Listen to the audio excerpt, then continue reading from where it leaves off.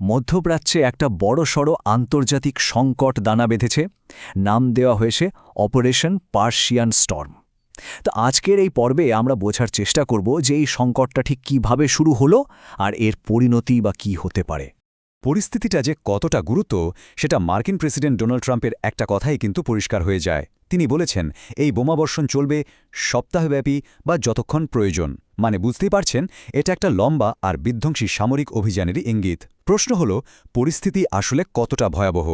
এই পুরো সংকটের একেবারে কেন্দ্রবিন্দুতে রয়েছে একটা ঘটনা, একটা মাত্র ঘটনা যা সবকিছুকে নাড়িয়ে দিয়ে এই সংঘাতের জন্ম দিয়েছে।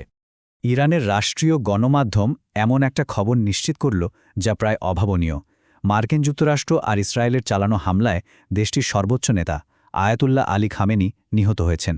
এটা শুধু একটা হত্যাকাণ্ড নয়, এটা এমন এক ঘটনা যা পুরো অঞ্চলের ক্ষমতার ভারসাম্যটাকেই হয়তো চিরদিনের জন্য বদলে দেবে। আর এই হামলাটা কিন্তু শুধু সর্বোচ্চ নেতাকে লক্ষ্য করে করা হয়নি। ইরানের মিডিয়া জানাচ্ছে যে খামেনির মেয়ে, জামাই, এমনকি তার নাতিকেও হত্যা করা হয়েছে। মানে তার পরিবারের সবচেয়ে কাছের সদস্যরাও রেহাই পাননি। এতেই বোঝা যায় যে হামলাটা কতটা নিখুঁত আর বিধ্বংসী ছিল। এইসব কৌশলগত হামলার বাইরেও একটা বিরাট মানবিক সংকট তৈরি হয়েছে।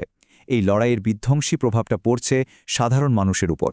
শুধু একটা উদাহরণ দিই, ইরানের রাষ্ট্রীয় গণমাধ্যম জানাচ্ছে দেশের দক্ষিণের একটা স্কুলে বিমান হামলায় কমপক্ষে ১০৮ জন মারা গেছে। এই একটা সংখ্যায় যুদ্ধের ভয়াবহতা আর সাধারণ মানুষের জীবনের ঝুঁকিটা চোখে আঙুল দিয়ে দেখিয়ে দেয়। আর এটা কিন্তু কোনো একটা জায়গার ঘটনা না, হামলাগুলো হয়েছে দেশ জুড়ে। রিপোর্ট বলছে ইরানের ২৪টা প্রদেশ মিলিয়ে মোট ২০১ জন সাধারণ মানুষ প্রাণ হারিয়েছেন। বোঝাই যাচ্ছে এই সংঘাত সারা দেশেই ছড়িয়ে পড়েছে।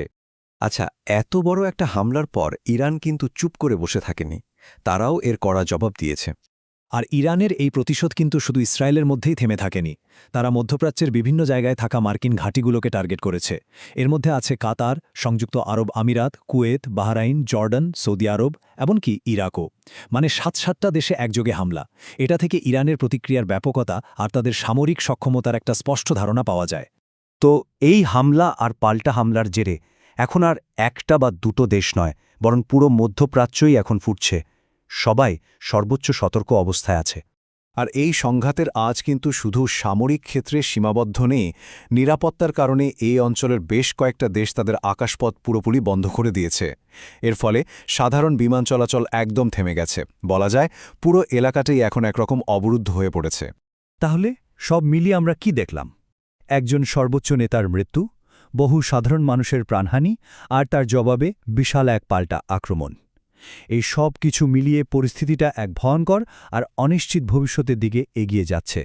যখন একজন শীর্ষ নেতা নিহত হন আর একটা গোটা অঞ্চল আক্ষরিক অর্থেই আগুনে জ্বলতে থাকে, তখন প্রশ্নটা এসেই যায়, এরপর কি হবে? এই প্রশ্নের উত্তর সত্যি বলতে এখনও কারো কাছে নেই। আর এটাই এই সংকটকে আরও বেশি বিপজ্জনক আর উদ্বেগের করে তুলেছে।